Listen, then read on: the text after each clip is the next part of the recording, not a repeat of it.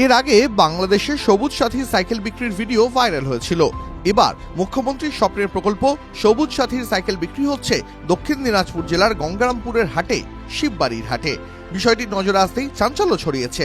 রীতিমতন সবুজ সাথী সাইকেল ও রাজ্য সরকারের লোগো লাগানো অবস্থাতেই সাইকেলগুলি বিক্রি করা হচ্ছে বলে অভিযোগ। হাটে সাইকেল কিনতে দরদাম করছেন ব্যবসায়ী থেকে ক্রেতারা। কারোর কাছে 2000, আবার কারোর কাছ থেকে 1800 টাকায় বিক্রি হচ্ছে সেই সাইকেল। ঘটনাটি দক্ষিণ দিনাজপুর জেলার গঙ্গারামপুর থানার শিববাড়ি হাটের। কিন্তু সেই দিকে হুঁশ নেই ব্লক প্রশাসনের, যে ঘটনার জেরে রীতিমতো শোরগোল গঙ্গারামপুর জুড়ে। আর এই নিয়েই সরব হয়েছে বিজেপি। এর পিছনে তৃণমূল নেতারা জড়িত বলেই দাবি বিজেপির। জানা গেছে, প্রতি সপ্তাহে রবিবার গঙ্গারামপুরের শিববাড়িতে হাট বসে।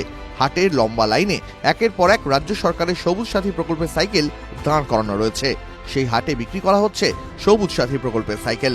রীতিমতন সেই সাইকেলগুলিতে রাজ্য সরকারের লোগো লাগানো রয়েছে। সবুজ সাথী প্রকল্পের সাইকেলগুলি বিক্রি হচ্ছে 1800 থেকে 2000 টাকায়।